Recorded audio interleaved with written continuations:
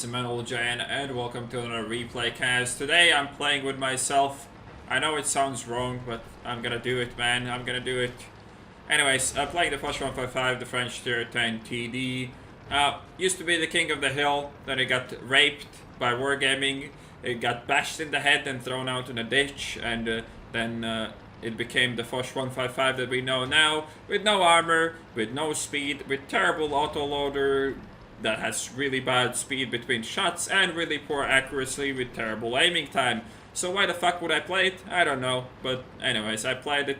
I played game a day with myself, and but this one was one of the better ones, I guess. So it ends up on this YouTube channel.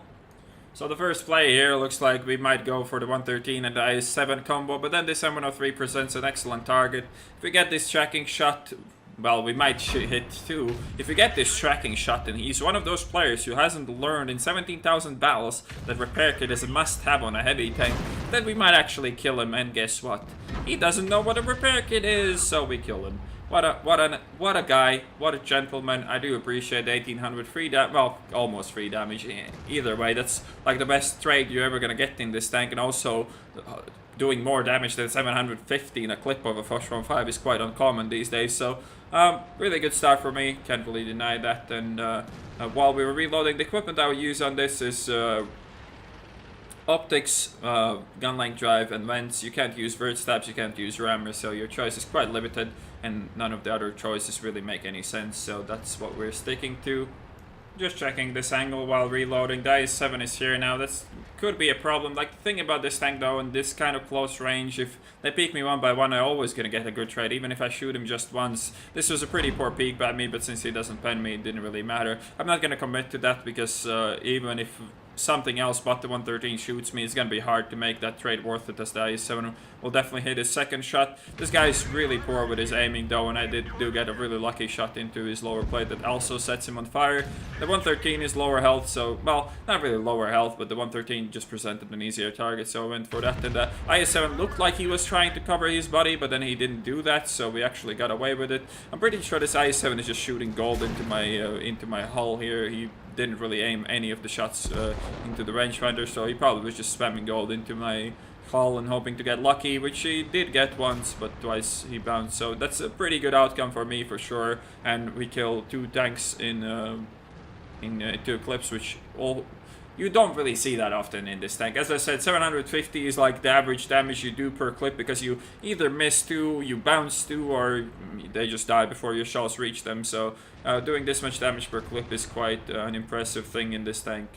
Also, shout out to this Conqueror, he really covered my ass really well. And when you play an autoloader like this that's super clunky, you need somebody to cover you as well as this guy did. We do pick up this, well, he does pick up the T-54 kill as well. As I didn't really want to shoot him first of all, and the Conqueror was reloaded pretty much at the same time as I was anyways. Now the T-10 should be a pretty easy damage here as well. We probably only gonna get one because somebody else is gonna pick him up before we do, and that's exactly what happens. And now the one shot, I'm pretty sure that I aimed fully, well, not really fully even then, I still went for like a 75% aimed shot there, but 6.2k damage in this short of amount of time in this tank is something that doesn't happen every day, and it's still not over. We can still get the 5120 here, and possibly even the IS-7 or the Arty. We'll see how it turns out. In general, just really lucky to face IS-7 that decided to not aim for my weak spots at all. He didn't really try to play hull down either. I did rush in, well, I did play this tank like it's supposed to be played, where you try to not let the enemies go hull down, but it's still super easy for an IS-7 to go hull down against something like this, so it is really just this bad play that killed him, and so did the 113, and let's not even mention the M103 at the start. That guy was just very special in his own way. Now the 5120 also presents us with an excellent target, which we're going to take advantage of. The Conway actually misses his shot somehow, so we get the kill, which is nice, but the IS-7 dies just before we can get that kill. The Arty might still be on the plate though, and we might pick that up before the things are done. But pretty much playing out the perfect game, facing enemies that either don't have repair kits or are not willing to shoot me in the weak spots, and bouncing off all the things, and and having the one teammate that I needed to support me as well in the shape of Conqueror. So a pretty perfect game for me so far, and it's gonna get even better as I am going to pick this skill up as well. So 8k damage, GG. And here is the end play, 3724 experience with the double ace tanker, high caliber, 8140 damage done, 729 assisted, along with 4 kills. Sadly didn't finish the secondary condition for the TD15 mission as that required 5 kills.